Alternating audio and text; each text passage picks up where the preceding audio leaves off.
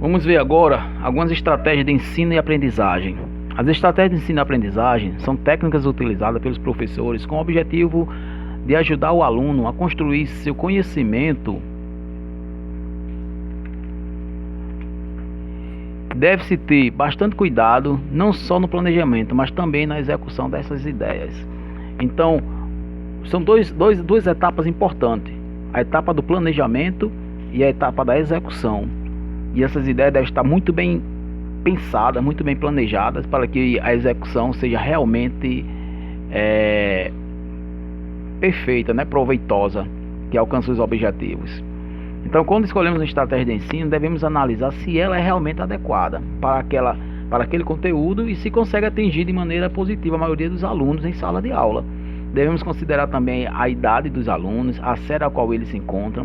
Isso significa que uma estratégia adequada para o ensino fundamental nem sempre é adequada para o ensino médio, por exemplo, ou vice-versa. Às vezes a gente pega uma aula, uma experiência de um professor em outra escola, em outra cidade, em outra série, e a gente quer aplicar na nossa turma.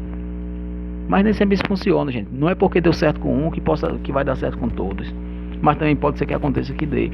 Isso vai depender muito do seu planejamento, da sua turma, do seu público, né, das suas condições de trabalho, da sua realidade.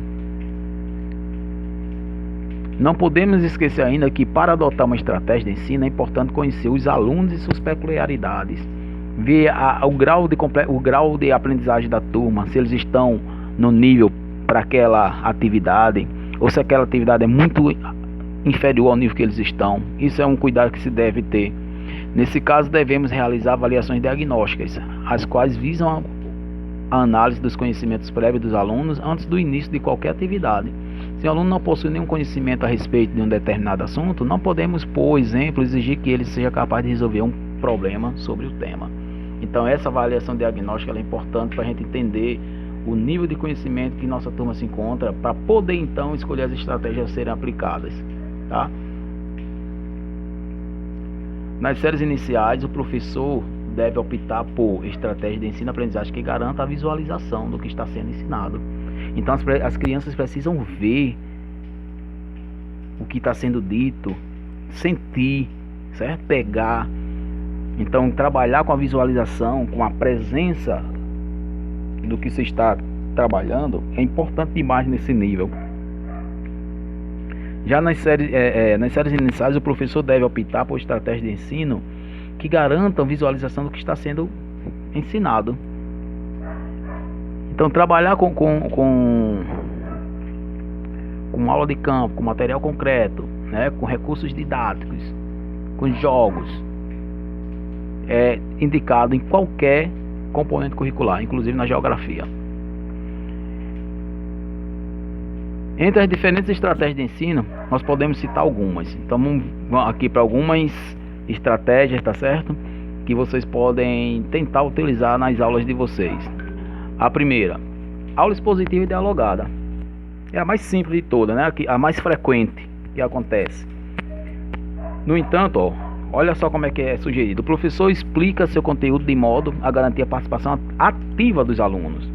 Nessa estratégia, os alunos são questionados e estimulados a discutir a respeito do tema da aula, citando, por exemplo, casos que tenham vivenciado. Então, não é uma aula em que o professor vai só falar e os alunos só escutar. É uma exposição, mas com diálogo, onde ambas as partes possam participar, contribuir, né?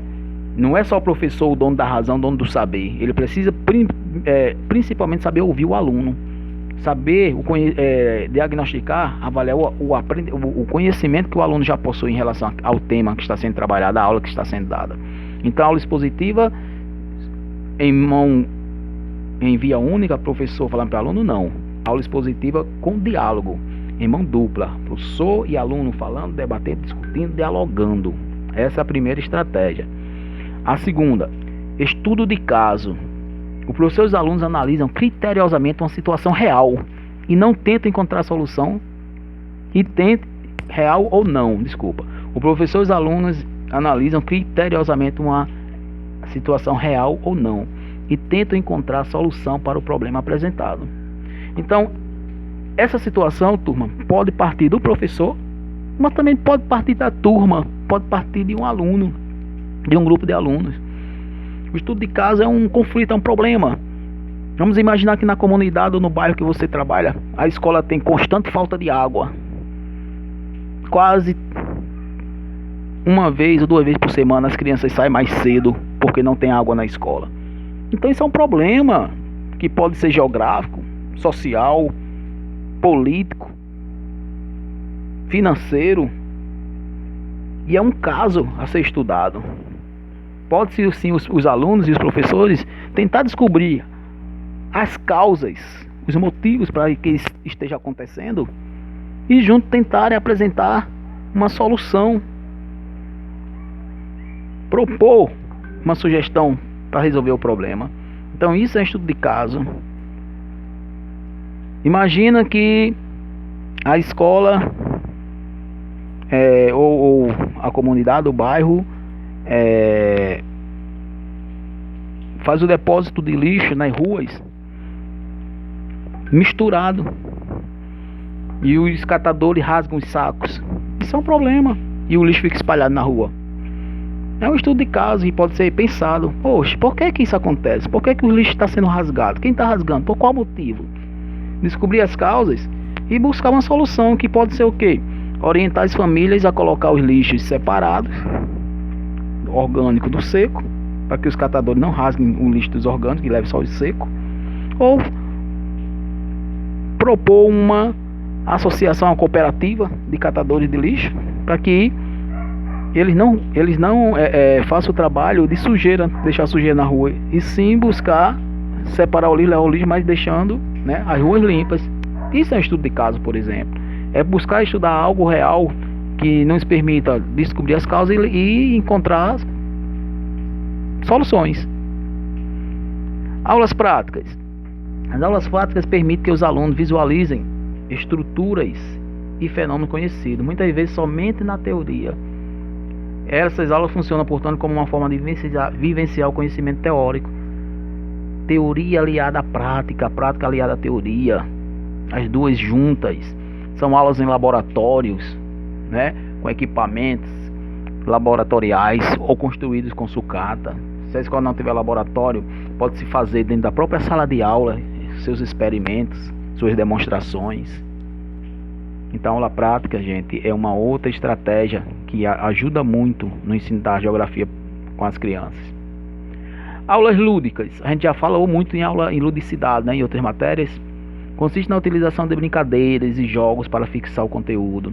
Nessas aulas observa-se momentos de descontração e felicidade, os quais aliviam a tensão e favorecem o aprendizado. É um aprendizado prazeroso, brincando, né, sem aquela tensão na sala de aula. Isso pode servir até para o momento de avaliação. Em vez de fazer prova escrita, onde os alunos ficam nervosos, vamos pensar em uma atividade lúdica que eles possam estar demonstrando que aprenderam durante as aulas, e de forma bem espontânea eles estarão sendo avaliados sem aquela pressão, né? Então, aulas lúdicas sempre, brincadeiras e jogos em qualquer disciplina, principalmente na geografia, sempre. Seminários. Os alunos são divididos em grupos que deverão apresentar trabalhos sobre um determinado tema. O professor, nesse contexto, atua na orientação de como a pesquisa poderá ser realizada e na organização do ambiente escolar para a apresentação dos seminários. Aqui a gente vai estar favorecendo o aluno a falar em público, a argumentar, a discutir, a debater, a pesquisar, a conhecer, a buscar o conhecimento durante sua pesquisa, a se tornar autodidático. Então, os seminários, eles têm muitos requisitos favoráveis ao aluno, e o papel do professor é importante. Não é só passar o seminário e pronto. Ele deve orientar durante todo o período que o seminário está sendo construído, as pesquisas estão realizadas, os grupos dos alunos, ajudar na pesquisa, né, a encontrar fontes, a ensinar a pesquisar, que é o mais importante.